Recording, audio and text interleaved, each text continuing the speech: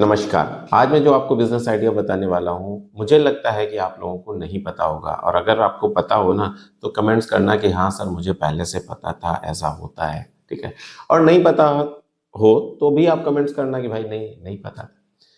देखिए क्या होता है कि भारत में जो है कृषि बहुत बहुत ज़्यादा मतलब लगभग 70% जो आबादी है वो हमारी कृषि पर निर्भर है। बहुत लोग कृषि करते हैं, कृषि पर ही काम होता है, सब कुछ कृषि पे होता है।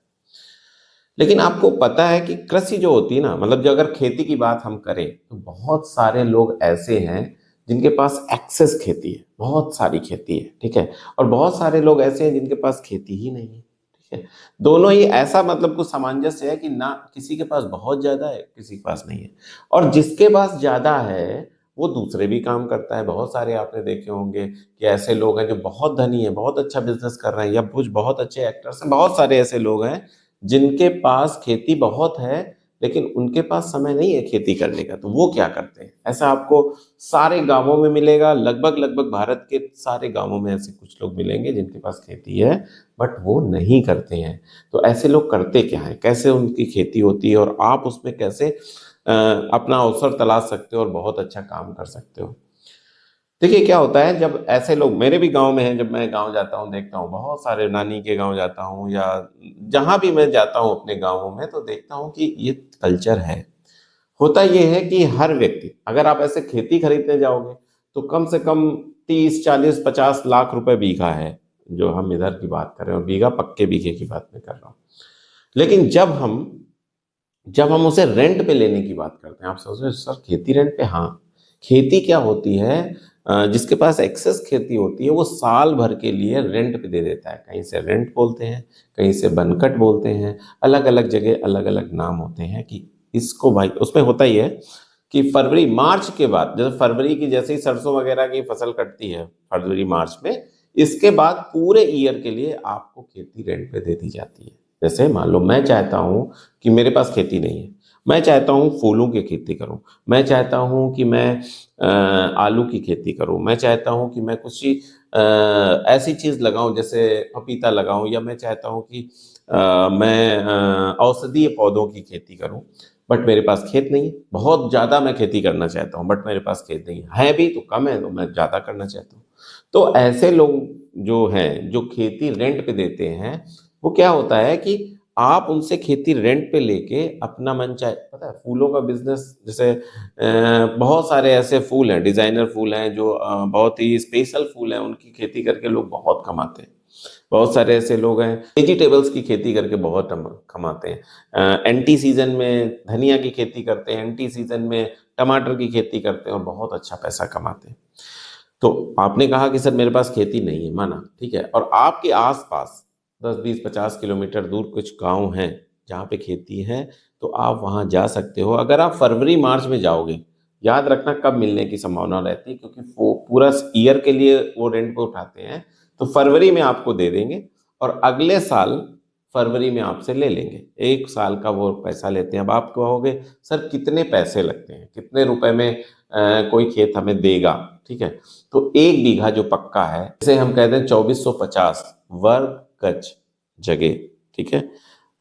मैं क्यों वर्ग गज में बता रहा हूं, ताकि आपको एक आइडिया हो सके। हो सकता है आपके यहाँ पक्का बीघा ना चलता हो, कच्चा बीघा चलता हो, आपके यहाँ हेक्टेयर में चलता हो। तो सीधी सी बात समझ लो, 2450 वर्ग गज जो एक पक्का बीघा होता है हमारे यहाँ, लगभग मैं बता रहा हूँ, तो उसको लगभग लगभग 12,000 में रेंट में दिया जाता है पूरे साल के लिए। आप सोचो कितनी बड़ी जमीन आपको रेंट पे साल भर के लिए मिल रही है, मात्र 10 से 12 हजार रुपये। अगर वो रेंट पे, और हाँ उपजाऊ होनी चाहिए, इसका खास ख्याल रखना। आपने मान लो 10 बीघा जमीन ले ली रेंट पे, यानी 1 लाख रुपए की ले ली, या 50,000 रुपए की ले ली, 5 बीघा रेंट पे ले ली, या उससे कम, जैसे भी आपकी बार्गेनिंग के हिसाब से सेट हो जाए, ठीक है। आप सोचो इतनी बड़ी लैंड में आप कितना कुछ कर सकते हो। अब आप कहोगे कि सर वो क्यों नहीं कर लेते, तो वो इसलिए नहीं कर लेते क्योंकि उनके पास अन्य साधन है, वो सर्विस कर रहे हैं, कोई अच्छी फॉरेन में सर्विस कर रहा है, कोई बाहर सर्विस कर रहा है, या किसी के पास अथाह पैसा है वो नहीं करना चाहता है, ठीक है। वो अपना दे देते हैं कि भैया हमें साल भर का दे दो, अपना करो, जो तुम्हारा पैदा हो वो तुम्हारा, लाभ हो तो तुम्हारा, हानि हो तो तुम्हारी। उन्होंने पूरा अपना पैसा लिया और अपना अलग हो गए। अब इसमें लगता क्या क्या है, अब आप ही सिंचाई करोगे, आप ही बीज डालोगे, आप ही उसकी हार्वेस्टिंग करोगे, पूरी फसल जो होगी वो आपकी ही होगी। बस इसमें शर्त यह है कि आप जमीन को नुकसान ना पहुंचाएं, किसी तरह के ऐसे केमिकल्स का यूज ना करें कि जमीन को नुकसान हो। उस पर वो बोलेगा नहीं, तो बाकी सब कुछ आपका है। हाँ, खुदाई नहीं कर सकते हो, मतलब खेती के यूज के लिए ही उसने रेंट पे दी है। ये नहीं कि आप उसमें मवेशी पालने लगो, ये नहीं कि आप उसमें फार्मिंग करने लगो, नहीं। हो सकता है कुछ लोग ऐसे भी देते हैं, लेकिन 1 साल के लिए खेती के लिए दी जाती है। अब जब 1 साल के लिए दी जाती है तो उसमें 3 फसलें, अगर आप परंपरागत फसल उगाना चाहो तो 3 फसलें उगा सकते हो, नहीं तो आप अपना, जो मैं बता रहा हूँ बहुत सारे ऐसी चीजें हैं जो होती हैं और बहुत अच्छा प्रॉफिट देती हैं। फ्लावर्स की खेती में बहुत अच्छा प्रॉफिट देती है, पपीते वगैरह की हार्वेस्टिंग, पपीते वगैरह। बस देखना की बात यह है कि आपके क्षेत्र में क्या होता है। जैसे प्रतापगढ़ की बात करें तो आंवला बहुतायत में होता है, ठीक है ना। अब कश्मीर की बात करें तो सेब बहुतायत में, और वहां अगर हम अंगूर लगा देंगे तो क्या हाल होगा हमारा। और जहां नासिक में अंगूर हो रहा है, महाराष्ट्र में अंगूर हो रहा है, और वहां हम सेब लगा देंगे तो क्या हाल होगा हमारा। तो जिस जगह पे आप ये रेंट पे खेत ले रहे हो, उस जगह की क्या जलवायु है, उस हिसाब से आपको उसमें खेती करनी है। बहुत बहुत अच्छा लाभ होगा। जो आपका धन है वो तो नहीं, अगर प्राकृतिक कुछ आपदा ना आई तो ठीक है। प्राकृतिक आपदा आ गई तब तो किसी को कुछ नहीं होता, वो तो फिर हम यहाँ बैठे हैं और ऊपर से कुछ प्राकृतिक आपदा आ गई तो फिर क्या कर सकते हैं, है ना बात। तो उसकी बात ना करते हुए बहुत अच्छा लाभ है। बहुत लोगों को नहीं पता है, इसलिए मैंने सोचा इसको बताते हैं। ये एक बहुत अच्छा बिजनेस हो सकता है आपके लिए, और इसका एंडलेस है। अगर मान लीजिए आपका अच्छा चल गया, आपने अच्छा क्रॉप उगाई या कुछ अच्छा दिमाग लगा के कुछ अच्छी चीजें की, तो ये नहीं है कि आप सिर्फ 5 बीघे, जिसके पास लैंड है अगर 5 बीघे तो वो 5 ही बीघे में करेगा, छठा बीघा। लेकिन आप तो रेंट पे ले रहे हो ना, तो आप तो कुछ भी कितना भी कर सकते हो। बड़ी बड़ी कंपनियां, मैं बता रहा हूँ, बड़ी बड़ी कंपनियां रेंट पे लेती हैं, बड़ी बड़ी, और बहुत बड़े बड़े खेत लेती हैं। मैं यहाँ नाम नहीं ले सकता, नहीं तो मैं, मतलब देश की टॉप कंपनी आप सोचो वो रेंट पे लेती है, तो आप क्यों नहीं ले सकते, आप क्यों नहीं कर सकते हो। और आप तो पढ़े लिखे हो, तब तो आप और आगे करोगे। आप जैसे मानो किसान है बेचारा, जिसको कुछ नहीं पढ़ा लिखा है, टेक्नोलॉजी से भी दूर है, तो वो क्या खेती करता है, वही परंपरागत जो चल रही है। उसने गेहूं उगा लिया, चावल उगा लिया, मक्का उगा लिया, 3 फसल हो गई।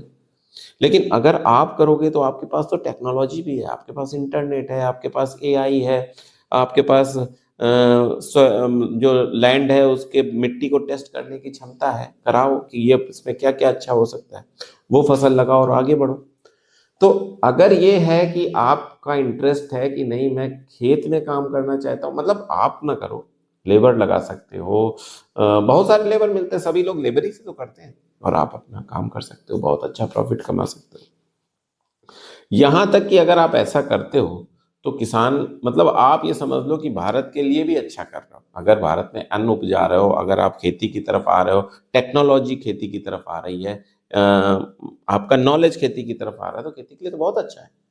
तो इस तरीके से पता है, मैं जानता हूँ कुछ लोग हैं जो पढ़े लिखे हैं और वो टमाटर का उत्पादन करते हैं। एक एक पेड़ में कुंटल कुंटल से ज्यादा टमाटर उत्पादित करते हैं। और आपको जान के आश्चर्य होगा, अगर पता नहीं, पता है कि नहीं, आपने सोचा होगा टमाटर का पेड़ कितना होता है, इतने से इतना होता होगा या इतना होता होगा, बस। टमाटर का पेड़ 6-6 फुट लंबा कर देते हैं। सर्जेंटा वगैरह आप देखना कभी यूट्यूब पे, सर्जेंटा का है टमाटो, देखना कितने बड़े बड़े। तो टमाटो कर सकते हो, धनिया कर सकते हो, वेजिटेबल मिर्च कर सकते हो, बहुत अच्छा फायदा है। मैं तो बता बता के, मतलब आपको ये बताना चाहता हूँ कि आपका जिस भी, देखो कल मैंने बताया कि आप उसका बिजनेस कर सकते हो, फूड का जो स्टॉल लगा के। आज मैंने बताया एग्रीकल्चर, क्यों बताता हूँ, क्योंकि हर व्यक्ति अलग अलग रुचि रखता है। ऐसा नहीं है कि आज आपकी दूसरी रुचि हो सकती है, किसी की और रुचि हो सकती है। तो इस पॉइंट ऑफ व्यू को देखते हुए आप ये वाला अगर काम करोगे तो ये आपके लिए अच्छा है। अगर आप गांव से रिलेटेड हो तो अपने जो आपकी खेती ना, उसके आसपास और भी खेती लो, बिजनेस के पॉइंट ऑफ व्यू से खेती करो, मेहनत करो। मतलब जिस चीज में भी आप अपना मेहनत लगाओगे ना, वो चीज सोना उगलेगी, बस ये समझ लो। आइडिया, दिमाग और मेहनत, ये 2-3 चीजें मिल गई ना तो आप बहुत अच्छा कर जाओगे। तो बस इतना ही कहना था, कोशिश करो। इस तरीके से भी पैसे कमाए जा सकते हैं और लोग कमा रहे हैं। बहुत तरीके हैं, वेजिटेबल के भी हैं, औषधीय पौधे भी हैं, बहुत सारी चीजें हैं, लेमन ग्रास, मतलब XYZ कुछ भी करो, उस क्षेत्र में आप सोचो कि क्या कर सकते हैं। लेकिन मैं जो लैंड की आपकी प्रॉब्लम है वो इस तरीके से सॉल्व हो सकती है। इतना ही कहना था। अगले वीडियो में फिर मैं आपके पास आऊँगा। एक चीज़ लास्ट में जो हर बार मैं कहना चाहता हूँ, हर वीडियो में कहना चाहता हूँ कि अपने ईश्वर की आराधना जरूर करो, जितनी अधिक से अधिक हो सकती है करो। क्योंकि सारे बिजनेस जो भी चल रहा है ना, जो भी बड़े से बड़े ओहदे में है, जो भी बड़े से बड़े मतलब बिजनेस ऑनर है, सबका मूल एक ही है कि अगर ईश्वर की कृपा हो गई तो आप पता नहीं कहाँ से कहाँ चले जाओगे। तो आराधना करना ना छोड़ो, बस उस पर लगे रहो, विश्वास रखो, आप एक दिन जरूर सफल होगे। बस इतना ही कहना था। अगले वीडियो तक मैं आपसे विदा चाहता हूँ। तब तक के लिए नमस्कार।